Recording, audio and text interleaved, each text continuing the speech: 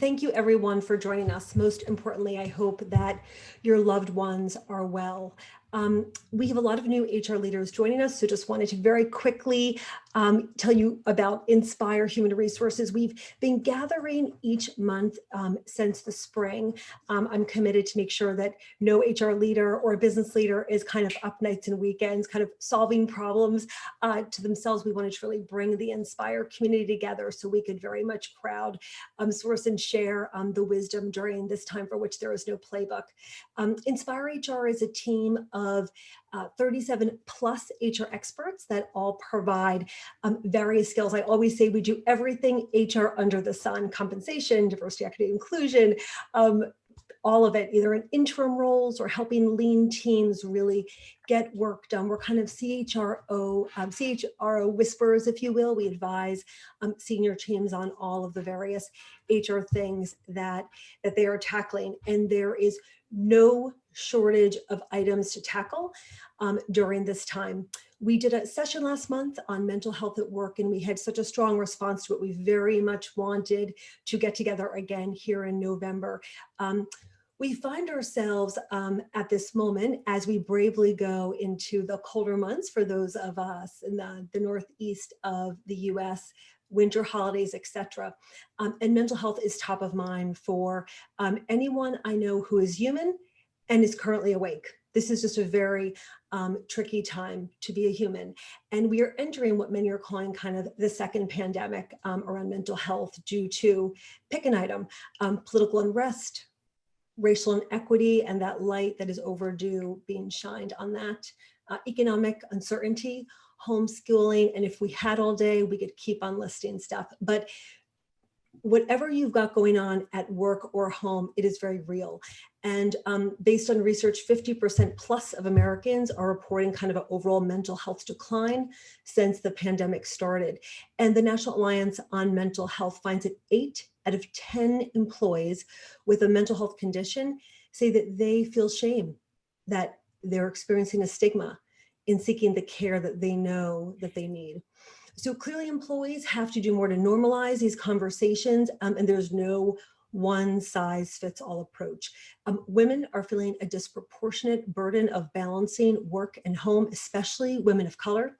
And Lean In reports that women are 3 times as likely to manage family, housework, and caregiving. On top of that, 2 times as likely to worry that their performance will be negatively judged because of the home responsibilities that they are leading for their family. And across generations, there are many differences and major pieces that impact things from a multi-gen perspective. 50% of millennials have left a job because of mental health reasons, and this jumps to 75% for Gen Z. That was a study out of Mindshare Partners. Meanwhile, Gen X and baby boomers are decidedly less comfortable approaching that subject due to the stigma attached to mental health through much of their career. So with all of this going on, I am so pleased to have gathered these expert panelists with us who can really share their strategies and their tactics with the Inspire community. We are joined by Elizabeth Siegerman, VP of People for Global Teams at WW, formerly Weight Watchers. Elizabeth is a seasoned and pragmatic HR executive leading people strategies for global teams at WW. Prior to that, she drove people strategies and solutions at Mercer and American Express and Colgate-Palmolive, guided always by that 3-part strategy of business results, improving the employee experience, and reducing costs. Dr. Claire Green Ford is the Executive Director of the National Association of Social Workers for their New York City chapter. And Dr. Claire is the organization's nonprofit executive leader, and she calls herself, I love this, an unapologetic social justice advocate. Dr. Claire is a New York and New Jersey based licensed clinical social worker whose work and interests focus on the intersectionality of behavioral health, the criminal justice, social disparities, trauma, and human development. And Kira Kopperman is actually an Inspire expert. She's been with our company for many years doing leadership coaching, training, facilitation, and is a truly Inspire's expert on the multi-gen workplace. She's an LMSW, and she's a certified coach, trainer, facilitator, and strategist that really works to optimize the leader experience. She's an award-winning research keynote speaker and expert on all things multi-gen. She's actually written and published 2 books, and we are thrilled to have this sensational team with us. So let's go ahead and dive right in to what's being called the She Session. In September 2020 alone, 865,000 women in the US left the workforce compared to 216,000 men. This issue is not just an issue for diversity, equity, inclusion, but a real retention issue for large and small organizations alike. So I'd love to hear from folks, what are the most impactful actions a company can take to retain their top talent and in the process very much support diversity, equity, and inclusion. Dr. Claire, I'd love to start with you. Good afternoon, and thank you so much. And I'm really honored to be here. So I would say that flexibility is really important. If we think about the fact that we're humans and we've always needed flexibility, I think this is the time where we look at that even more so. We've not given ourselves the grace in the existence of the workspace that I can think about to acknowledge the fact that life does impact work and work impacts life. And so I would say that it's so important that companies and employers and employees acknowledge the fact that we are in a time that is, we say this word so much, unprecedented, but we've not had a pandemic into this level since 1918. And the reality is the workforce then and the technology and all of the things that we deal with now are nothing like we dealt with, like people dealt with then. So I think it's really important to acknowledge and recognize that women are in the workspace. There are different types of makeup of families. There are different needs, and the burden that women are carrying is not only going to impact their wellness, but the wellness of their children and those that they're caring for. I know that Carol will speak about the different generational issues, but we have sandwich generations where you're taking care of a child and you're taking care of an elderly parent, or maybe another sibling or someone who may need additional assistance. And you're also balancing the need to perform. So I would say flexibility is important, and just remembering that we are human. I love that. I love it. Elizabeth, any thoughts from you? Yeah, I mean, I think, both internally and externally, we've made some really intentional decisions and choices about how we ensure that flexibility that Dr. Clara was talking about, but also how we choose to show up as an organization, right? Both for our employees as well as for our consumers and our members. And back in June as an organization, we actually said that we were going to do better and be better. And we meant it, because one of our tenets as an organization is we show up as a community. That's who we are as an organization. And so we actually did a number of things. We launched some new brands, which were minority owned. We actually welcomed some new ambassadors that were diverse in their backgrounds as part of our diversity lineup. And we hired some new individuals. We hired a head of diversity and inclusion. We hired a new VP of multicultural marketing. So we were basically putting our money where our mouth is, because we said, we know this is important, but we can do better, and we will, right? And that was part of how we as an organization said, we want to further our commitment to ensure that we are increasing diversity both internally as well as externally. It's excellent. And I think I always say it always starts at the top, right? It's really having that leadership kind of walk the talk, I think, is so key. As employers are doing their best to be flexible with employees who might have more needs to address at home, how can they make sure that they're not overburdening others to fill in that gap? We hear this from clients all the time. Kira, do you have any thoughts to kick us off with that? Yes, I think that it's really important to recognize people for their work. And when people are filling in the gaps because there are varying needs of their colleagues, to not just assume that people are going to take on more work, but notice it, recognize it and where you can reward it. And I think that's Mhm. going to motivate people to see themselves as part of a team Mhm. and to feel like they're not being taken advantage of. It's Mhm. a pretty tangible thing to be able to do. Mhm. Absolutely. And optically, one could look at someone from a certain generation and make an assumption that they might not have as many home responsibilities just based on kind of where they are in life. And boy, have we learned through this that people live very full and complex lives and might be guardians or caregivers for an aunt with a health issue just because they don't have kids living at home, whatever it is. But to take that time and really understand what people have going on at home to make sure that those assumptions aren't there, and then just do your best to make sure that it's equitable.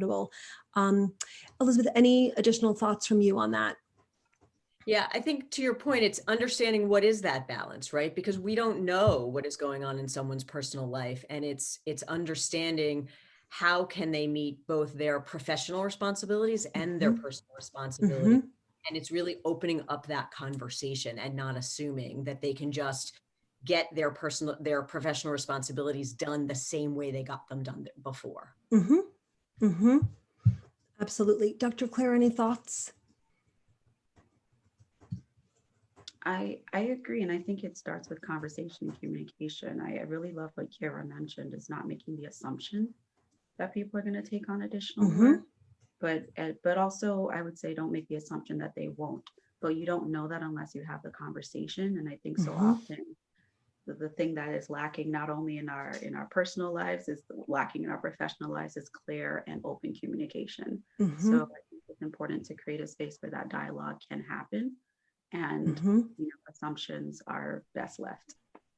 Mhm. I just want to Absolutely. Yeah, add a couple please. of things. Number one is, as people that do what we at Inspire do, we like acronyms so you can remember things.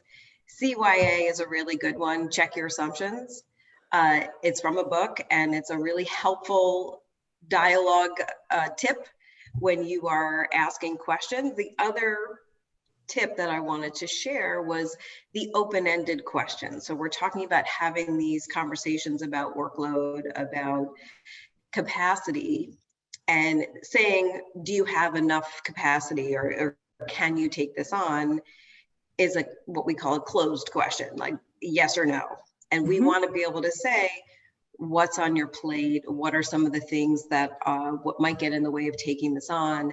To be able to have those open-ended, open dialogues so that you can have that very substantive back and forth and really understand what's going on.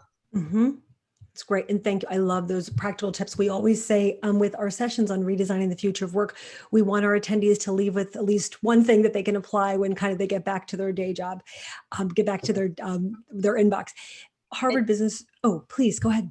Jamie, I just want to jump in on that Please, for a second, which please. is it's kind of this pandemic, I think, has made us all think differently about how we get work done, right? Because there might have been Mhm. like an established premise for how people got work done. And this pandemic has turned that on its head. And so Mhm. I Kira's point, it's asking the question of, your leaders, your employees, how do they get work done? And just because it got done a certain way before doesn't mean that that's the only way to get it done. Mhm. So it's really kind of diving deep and asking those questions and Mhm. understanding there a different and or better way to do it. Mhm. Absolutely. I was reading an article actually in Harvard Business Review just last week about how setting expectations during the pandemic, it was all about setting expectations during the pandemic, and it gave kind of a continuum of situations. And it spoke about a graphic designer who reported that her boss was literally asking her for permission every time that she assigned a project, where another woman heard from her supervisor, if you're able to operate at 50% right now, I'd consider it a win, right? Like such a varying set of responses. And I remember early in the pandemic, I was always so looking to see how CEOs really postured and how they really set that tone at the top. And Basecamp, Jason Fried, who was a CEO, and he said, we will give full salary to folks. And even if you need to dial down your hours because you're taking care of loved ones, just make your own schedule, get the work done. And I've thought, here as we are in November, like it is harder to sustain that.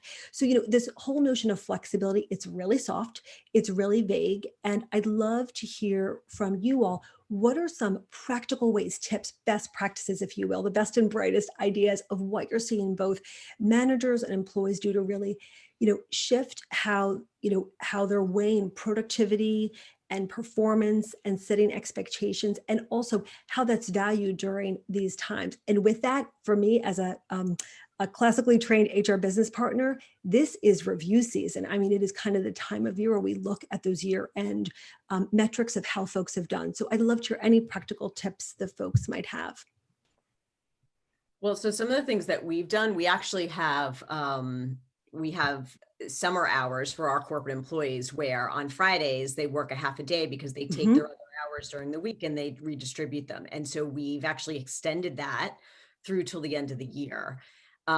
Which again, it allows people to kind of flex their hours and figure out what works for them. And as long as they get their job done, they can kind of manage their hours however they need. And it's really, really worked well. What we find with our employees is they're so passionate about their work that they will just work all hours. And we actually have to say to them, please take your time, please take care of yourselves, do what you need to do. But I think having the flexibility to kind of move their hours around versus working set hours has been really helpful so that they can plan their personal lives the way they need to. Right. And it's so interesting just to hear you talk about that, that conflict, because there is such burnout. Like everyone, I think, who is working at home since the pandemic started, like they feel that they look around their whole home and they feel like something's due. Where if you used to commute, there was like that transitional time where you would kind of wind down and then you'd get into your home zone. And now people say like, I'm brushing my teeth, I'm thinking about the TPS report that I have to do, or I'm like making dinner and I'm thinking about why, because there's like, there's memories. The brain works with lots of triggers that kind of signal to us when it's time to relax and time to be on. So I think that is just a very, very much a new dynamic for folks who have not been practiced working at home. Kira, thoughts from you? Well, I think that is like we're talking about, it's being mindful about, when we're talking about flexibility, is looking at kind of the longer term of what we're trying to accomplish. I think sometimes we have those days where the kids are home or the needs of a loved one take precedent, and looking at someone's performance over time instead of just moment to moment, I think can really help organizations measure performance a little bit differently. And I know with leaders that I'm coaching, I'm encouraging them to reduce their halo horn bias. For anyone who is not aware of that, it's that one thing somebody does, really well, and then it's generalized that the person is amazing, or that one thing that they do wrong, for example, if they potentially miss a meeting or they're late for something or distracted, and then thinking that they're not performing. It's really understanding, how are we measuring performance? How are we looking at over time? And with that flexibility, looking at that employee over their time at the organization and judging and reviewing the performance on that and showing that flexibility. And I just want to share one other thought as we're talking about acronyms. I feel like as professionals on this panel to be aware that, we have the BAU, right? We have the business as usual. And I feel like what we're talking about right now, I'm going to refer to as the BIP, which is business in a pandemic. And there's just different rules. There's different ways of looking at it. There's different needs for flexibility. There's different attention that does need to be paid to mental health. And I think it's, as we're talking about flexibility, it's a core element of the BIP. We need to be paying attention to this as a primary source of valuing our employees by providing that level of flexibility. So another acronym for you to be thinking about. I love it. I'm taking notes. Yeah, Kira, maybe what'd you say? Maybe we call that BIC, business in crisis, right? Because this was a year of like crisis on top of crisis on top of crisis, which has caused like so much stress among all of us, including all of our employees, right? So, because it wasn't just the pandemic, it was one thing on top of another thing. So true. Right. Yeah, Absolutely. so true. All right, we've got new acronyms everywhere. I love it. I'm loving it. I'm loving it. Dr. Claire, any thoughts from you on kind of setting those expectations, managing against goals in this new normal? Yeah, definitely. And coming from the nonprofit world, it's definitely, I think, something that's even more challenging because there's an understanding of you're in the crisis, but yet because your funding is so tied to, your members for art or organization or who donates, the reality is that for me in the nonprofit sector, there's not that much understanding that we are in a crisis. Like we know we're in a crisis because we feel it financially, but the expectations and demands are still there, if not more. I can say for myself, being transparent, I think it's so important. I've absorbed 2 full-time jobs in the last 2 months because of downsizing. And I'm still having to run the organization and figure out how to do things like invoicing. And I'm just like, what? But the expectation is still that I know how to do it. And it is overwhelming. And I think so it's so important that, I see someone mentioned about boundaries. Absolutely, boundaries are important, but also just recognizing again that we are human. I say it all the time, and I encourage you all to say it. I am human, and I give myself the grace to be human. The reality is that we are not able to perform. If I think of neurologically, I love the brain. I always explain the way the brain works by using a flower. So our brain grows inside out like a rose, and the environment that it's in, the soil, is what helps nurture it. The environment around it can also destroy it, right? If you are putting a rose in direct sunlight, that's not going to work. If you're overfeeding it, underfeeding it, the soil doesn't have the minerals, it's not going to work, right? And so that is the way that we as humans operate and that we learn and grow.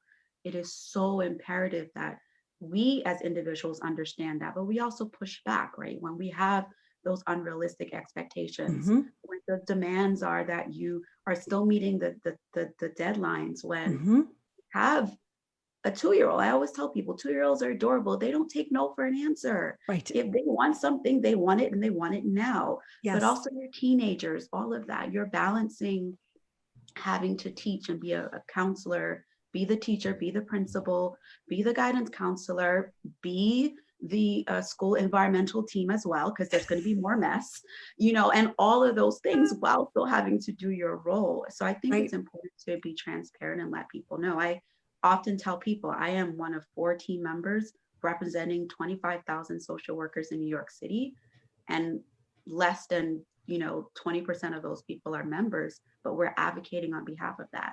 4 people advocating for 25,000, that math doesn't really work. So I think it's important to be real about what you're experiencing as well. And boundaries.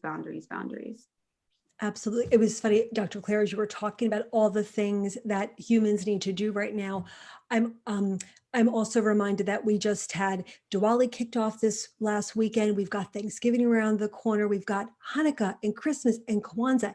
And for a lot of folks, they also want to keep that spark alive. And like, if anyone's ever decorated a house for any of these holidays or procured said gifts, it is like, it's a lot. Oh, and then there's a ceremonial meal that you're supposed to like create. Like it's just a lot. So I want to also call out every leader. We have many CEOs I'm seeing on this call.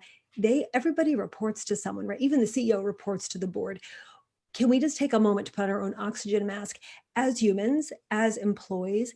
Is it also, to Kira's point, helpful to do a look back on 2020 and maybe crank out some bullets, right, of the things that you have done? Because I think that there can be, for the people that we all report to, the recency effect of the remembering, like that thing that you just crushed, or maybe that thing that you just botched, but to just remember that while you've been doing business in a pandemic, you've also done things over the arc of many, many months. So just a thought to just do a little bit of self-care as we go into all of our own review seasons, no matter who's doing that review.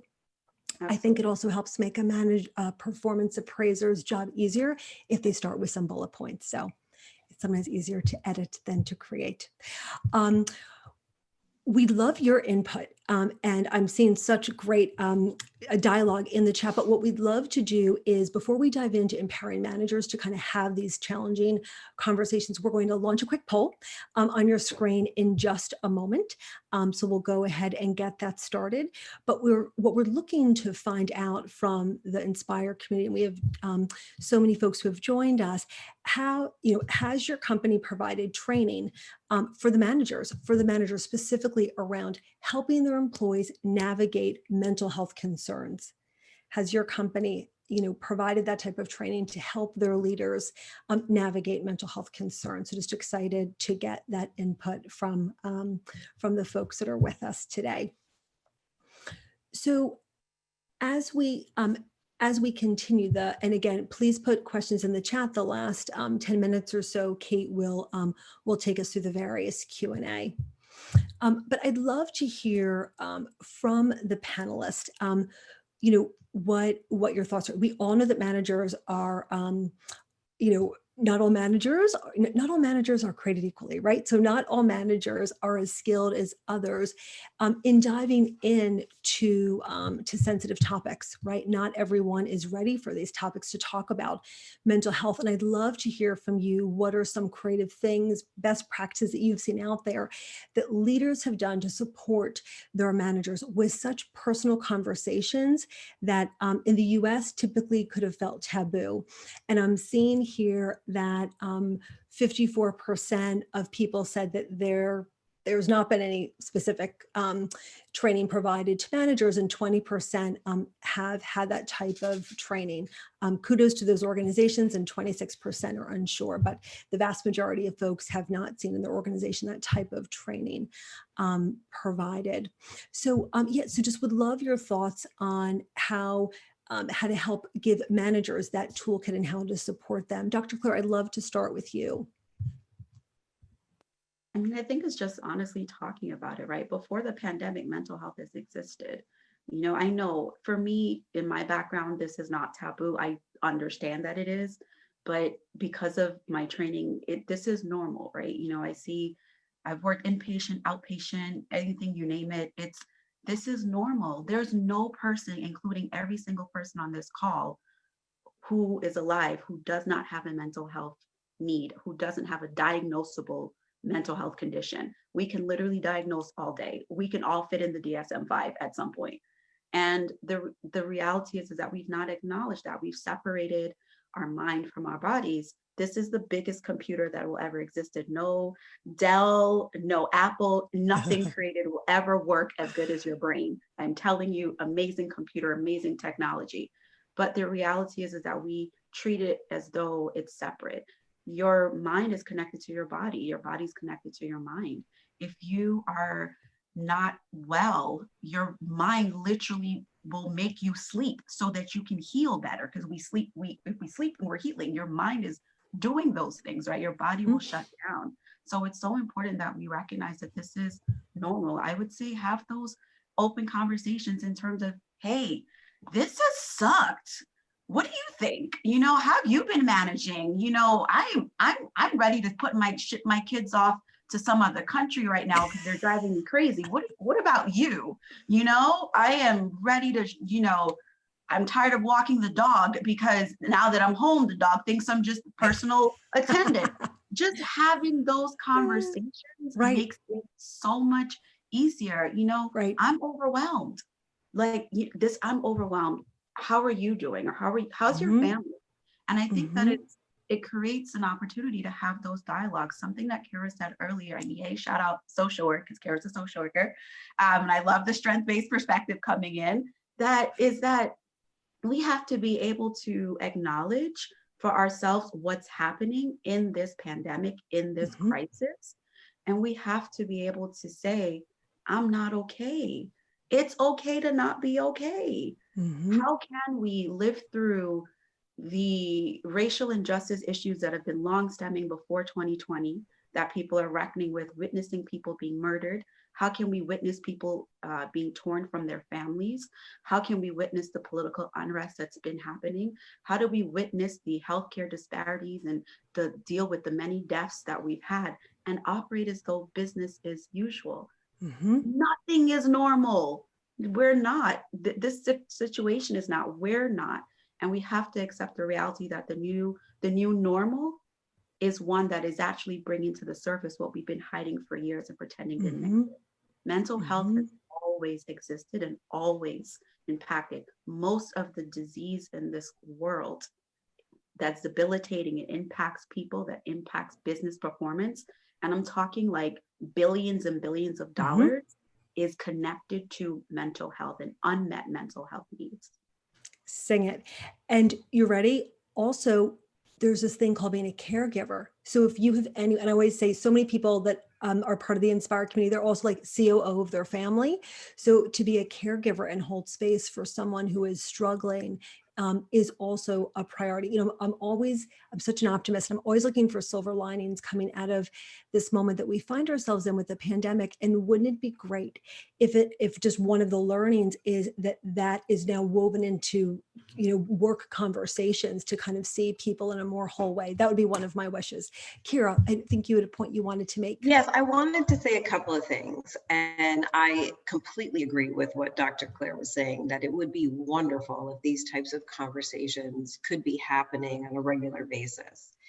Jamie, you brought up something right at the beginning about the feeling of shame or the Sure. fears that a lot of staff have if they bring this up, that there's going to be retaliation or termination or Mhm. some kind of, treated differently if they do acknowledge that they're having some challenges with their mental health.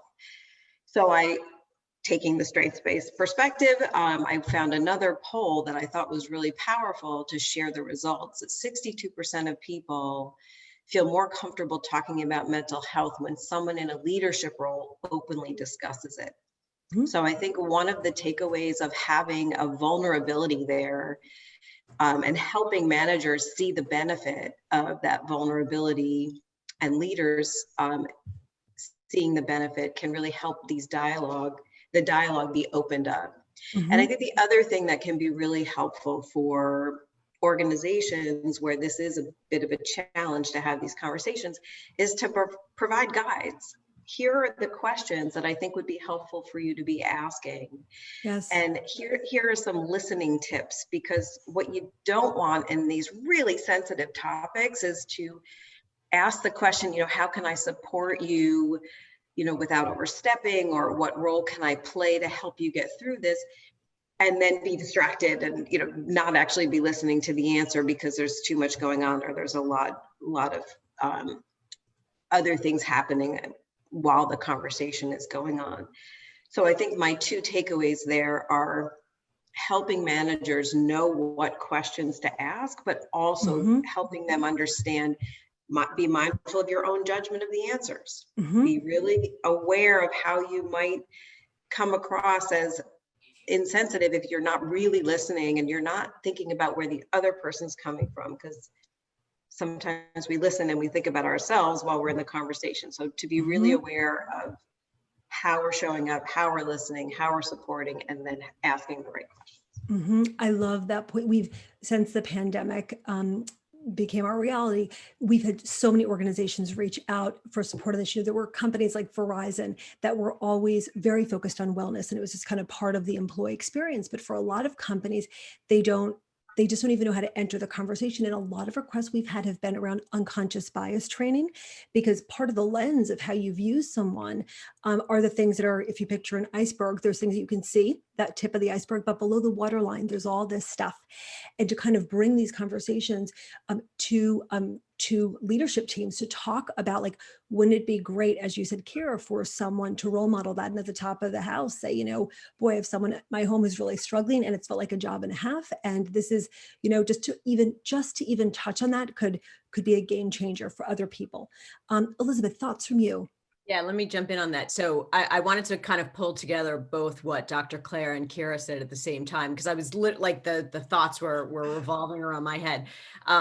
Dr. Claire, I love how just real and transparent your conversation was, because it struck me that we're only going to get more comfortable with these uncomfortable conversations by continuing to talk about it, right? So we just have to keep talking about it. We have to keep talking about it till people get comfortable with it, because it is uncomfortable, but we just have to do it because the way you talk about it, it's so real and everybody experiences it. And guess what? We're all experiencing this pandemic. We're all in the middle of it. And we're going to continue to experience, mental health after the pandemic is over, Right. hopefully someday, right? And what's interesting to me, to Kira's point, is, our executive committee, our CEO, they talk about being vulnerable. They talk about the fact that they've actually found strength in being vulnerable and showing that to our employees. And it's been amazing, like what a difference that makes, like that transparency and showing up that way. So be showing up and being vulnerable and putting it out there actually makes a difference in how people feel about that. And as an organization, we've tried to, we have an employee assistance program. So we put that out there, but we've done other things as well, where we've introduced some digital platforms and some coaching tools like Sibley and Sanvello, so that we've said to our employees, hey, look, this is normal. We get it. We get that you're feeling. Sure. Here's some other things that are available to you because this is normal. You should be feeling stress and anxiety. There's a lot going on and we get it. Jamie, if I So may I love add the, really oh, quickly. please. Yeah, Dr. Claire. I just please. wanted to note, for everything that we're saying, then there needs to be a handoff, right? So when you bring up these conversations, no, you're not their therapist, and please don't go into that realm, because you want to balance. If an employee saying to you, hey, my mom is really sick and I'm overwhelmed, you want to acknowledge that. And I tell people, you do not need a degree in social work, psychology, or psychiatry to be human. Just from the time we're kids, we learned somebody had a boo-boo, so it's the same thing, right? Like, we have this innate connection. I know I use all these, but it's the same. I love it. Connection. I love it. So the reality is that you don't need the degree, but you don't need to go so deep down into it. But there has to be a handoff. Is the handoff when someone says to you, my mom is really sick, I am stressed out, acknowledging the humanity and identifying with that, and then saying, hey, have you talked to HR about what resources may be available to you, whether it's FMLA or some other things? I don't know, that's not my realm, but here's the contact information. Do you want me to do the connection for you? I am happy to send an email to HR and CC you to just say, hey, there's something. So, because sometimes the warm handoff is so, not sometimes, more often than not, it's really necessary. Is EAP an option? Hey, this sounds like you may benefit from EAP. I don't know everything about it, but I know, again, we have this program, blah, blah. You want to do the handoff because I think that also helps empower you as a manager, as a leader, to not be overburdened by trying to fix something that is not your realm to fix. And to Elizabeth's point, vulnerability is important. Brene Brown, who's yet another amazing social worker and someone who I adore. Vulnerability, right? Like, that's strength. It's okay to say, again, not okay today. Tomorrow doesn't look like it might be okay either. That's okay. I love all of this. And there are so many organizations that are working with even leaner budgets. And I have to be much more surgical in the way Exhibit A, Dr. Claire's. So any other kind of resources that we can share with folks? Elizabeth, I think that you mentioned something cool that you all were doing regarding limiting Zoom meetings. Yeah. So we've done a couple of things. We've actually put some, honestly, we call it #thriving-virtually, right? We've put resources out there for employees and leaders on just how to work remotely and be really productive. But then we've actually acknowledged that Zoom fatigue is real, right? We get it. And so we've established GSD Wednesday afternoon and Fridays, which is get stuff done. Nice. And we've told employees, block your Wednesday afternoons, block your Fridays, and use it to get work done, because we understand, right? We want you to be able to manage your calendars and block your calendars, what you need to do. And everybody loves it, including our senior leaders. I love it. A girlfriend of mine is a psychologist, and she said, Jamie, the human brain was not meant to look in the mirror 8 hours a day on Zoom calls. Another quick hack, and I tell everyone that will listen, to hide your self-view. So on the Zoom box, there are those 3 little dots in the upper right. You can go to hide self-view, and it just gives your brain a quick break. Oh, I love that. I'm going to start doing that. I didn't even know that. Yes. And I always say to my team, if you also see me sliding out of the frame, it just means you got to let me know because I don't even see myself anymore. So yeah, um, there's this generational divide on how comfortable people are at acknowledging and addressing mental health. And Kira, I just would love a bit of your wisdom around how leaders can really approach it through that balanced kind of multi-generational lens, given the comfort in which people have in entering and receiving those conversations. Yeah, I think the first thing we need to be very aware of, just everybody who's talking about mental health, is the reason why this is something that is really in the forefront of American or global workers' minds, is because millennials, and this is generalizations for our discussion purposes, not everyone we talk about who's a millennial or Gen Z falls into this category. I just want to put this out there. But there's a higher incidence of anxiety and depression for millennials, and even higher for Gen Z. And I think for understanding, and this is a diversity issue, understanding these differences and recognizing these differences is going to be a key to helping keep these conversations open. Baby boomers and Gen X, there's a ton of studies out there that we could cite the statistics, but the experience of the prevalent anxiety and depression is less, and even during the pandemic, it's still happening, but it's definitely less.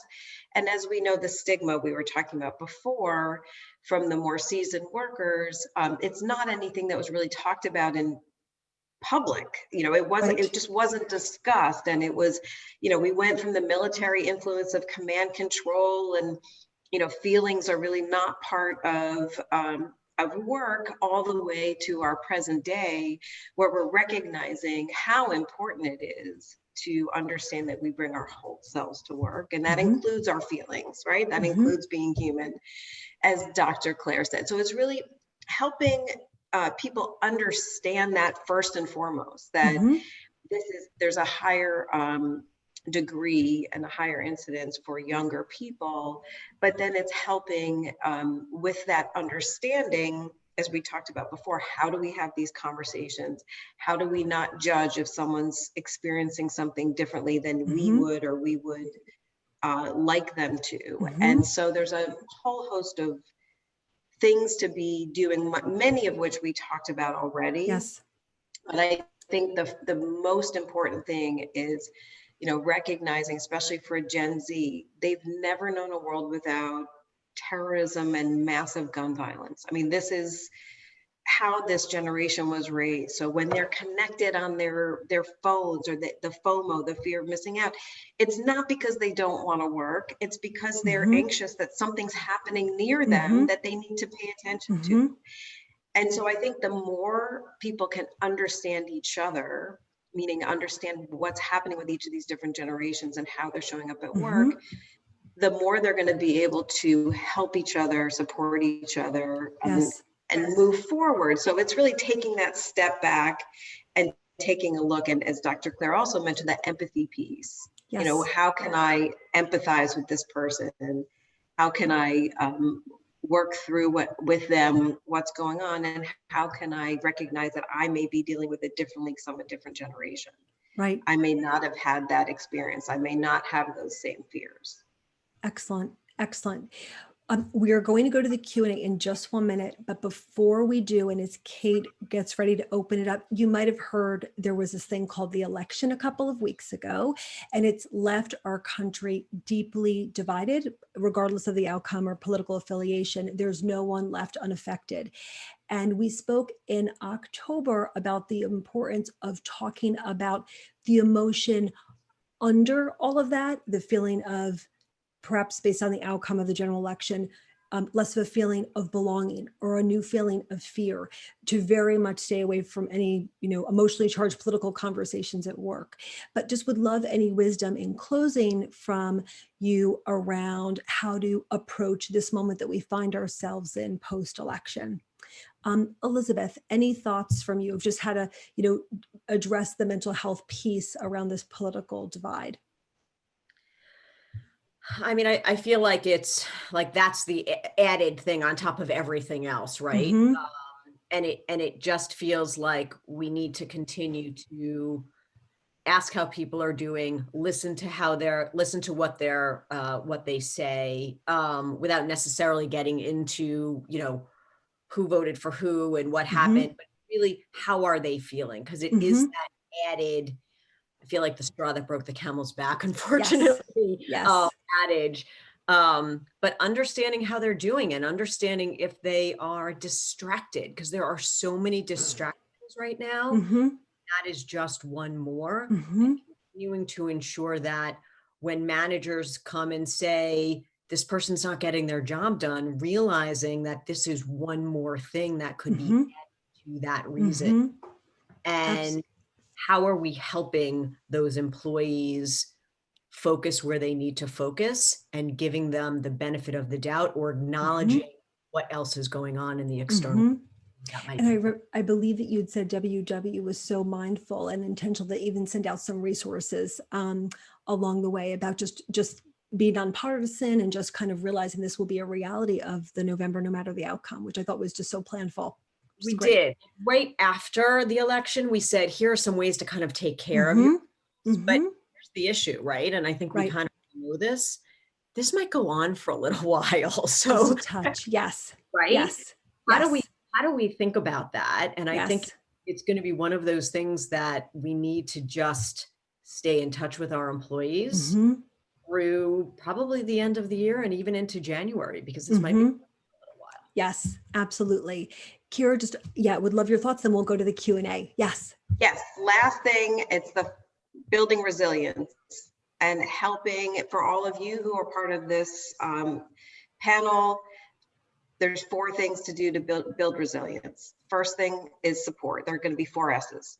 Who are the supportive people in your lives? And these are things you can talk to your employees about. Where are you getting support? What strategies have helped you when you've dealt with these things in the past? So that's the second S. Sagacity. What's that wisdom that helps you? What quotes do you like? What things do you remember that help you feel better? And then what solutions are you going to implement? Mm, So to help people build resilience, whether it's dealing with the election, it's dealing with work, it's dealing with family stuff, the 4 S's of resilience, support, strategy, solutions, and sagacity can be really helpful. So great. Thank you. let's go to Q&A. Sorry, just want to get Fantastic. that in there. No, I love it. I love it. Kate, over to you. I see so much going on in the chat. Hey, Jamie, thank you. And thank you all for this great discussion. This has been really interesting for me to listen to and clearly for everyone in the chat. It's been very active, as you said. I'm going to start with what ended up being sort of a 2-part question from 2 different people. And I'll kick it to Claire first, and then Kira, I'm going to ask you to follow up on part 2.